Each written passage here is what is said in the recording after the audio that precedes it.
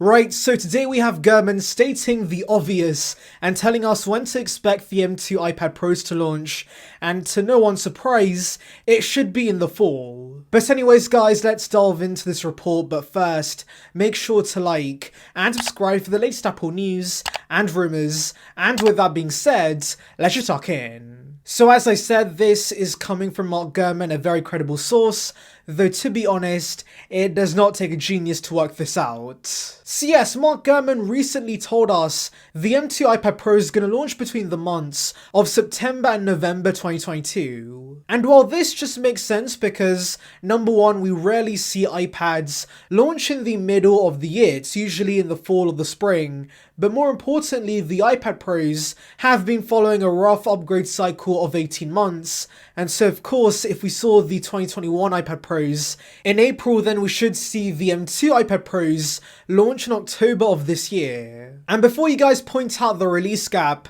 between the 2020 and 2021 iPad Pros, Gurman does say that because this is going to be a relatively massive refresh, Apple's going to take longer to make this. And yeah, that's pretty plausible because the last two iPad Pro refreshes were identical in terms of design to the 2018 models, and so it makes sense as to why those were released much sooner. But anyways, we should see the MacBook Air with the M2 chip launch around this time, so I do think an iPad/Mac event could take place in October that's going to be similar to the 2018 event, where we saw major refreshes to the MacBook Air and of course the iPad Pros. Now regarding the changes with this iPad, we're going to see a glass logo on the back that's going to allow for MagSafe and also reverse charging with this iPad. And so yes, you can place your iPhone, AirPods, any Qi-enabled device on the back of this iPad and it will charge it up. Now yes, I know it's going to be pretty slow in terms of charging speeds, but I do think that feature could be convenient for those who travel with the iPad. In fact, this in a way becomes an iPad that also can be a portable power bank. But anyways, apart from that, we're going to see the M2 chip in this.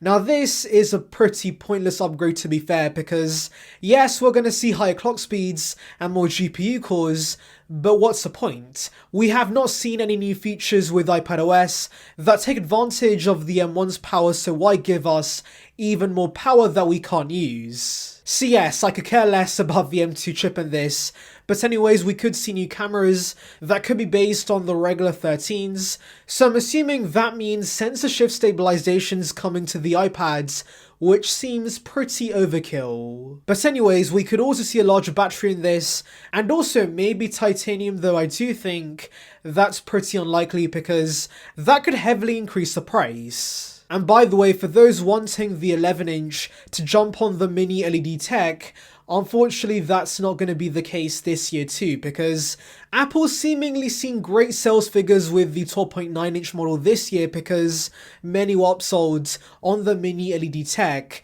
and so Apple wants to continue doing that and get consumers to spend more money on their iPad purchase. So yeah, that is unfortunate, and to be honest, with the M1 iPad Pro and the M1 iPad Air already being very similar for the most part, a mini LED display would have been nice to have on the Pro to make it significantly better than the iPad Air with the M1 chip. But unfortunately that's not the case, and to be honest, apart from reverse charging on this, there really are not many enticing upgrades with these iPad Pros. But guys, do you plan to upgrade to the iPad Pros with the M2 chip? Anyways, thank you for watching guys, make sure to like and subscribe for the latest Apple news and rumours. Check the link above on details regarding Apple's VR headset, and on that note I'll see you guys in the next one. See ya peeps.